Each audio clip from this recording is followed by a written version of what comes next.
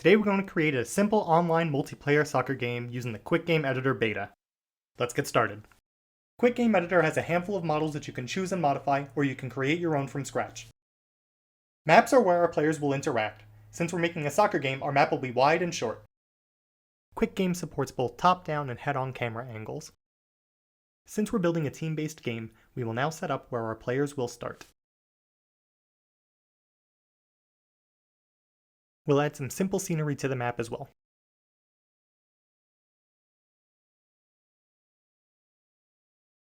Entity types are where our core game logic will lie. Quick Game starts you off with a global entity type for global timers and game start and stop.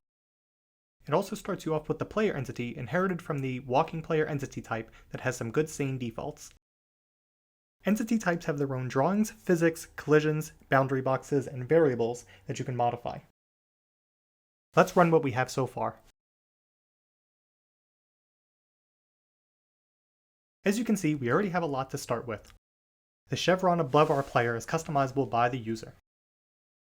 The player is moving a little slow for our game, so let's speed that up. You can see where this variable is used from our inherited types code.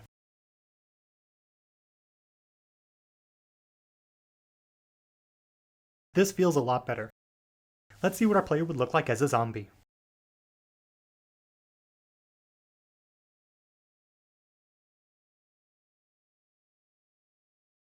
We can add multiple drawings to our entities and turn them on and off programmatically. Imagine a case where the player would have a shield that would degrade dynamically based on when the user gets hurt. Maybe for the next game. Now we'll give our player something to play with. We'll create our soccer ball entity type, give it the soccer ball model, we'll change it to be a full 3D rotation, set its bounding box to a sphere instead of a cube, and bring its friction way down. Now we need to place the ball on the map.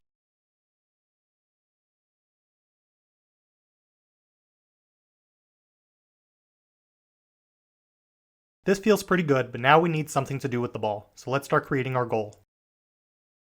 The Quick Game Editor comes with a fully featured voxel editor. This allows you to create your models for your games and let your creativity run wild.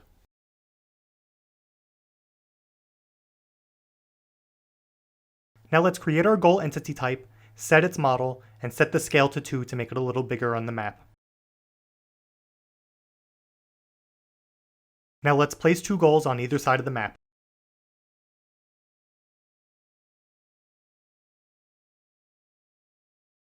This looks good, but we shouldn't be able to push around our goal. Let's change our goal collision rules.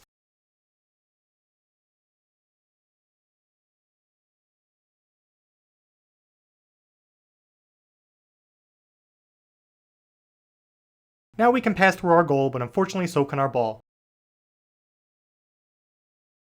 We're gonna have to code up some collision rules. We're going to create a new collision on the goal entity type with ball. Quick Game allows you to code your logic using Blockly or just plain JavaScript. The logic for this collision is pretty simple. We're going to destroy the current ball and create a new ball in the center of the map.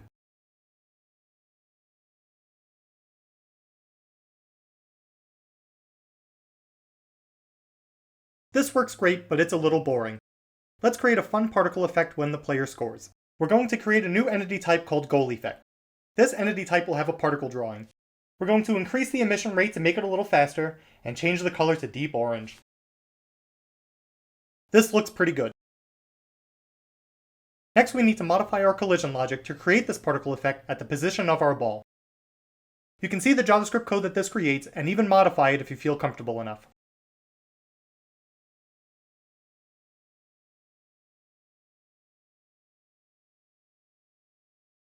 Now our goal feels a lot more rewarding, but the particle effect will go on forever. We're going to have to create a timer in our particle to destroy it. We'll create a new block of code that will trigger in 3 seconds to destroy this entity. You can see the JavaScript for this is pretty simple.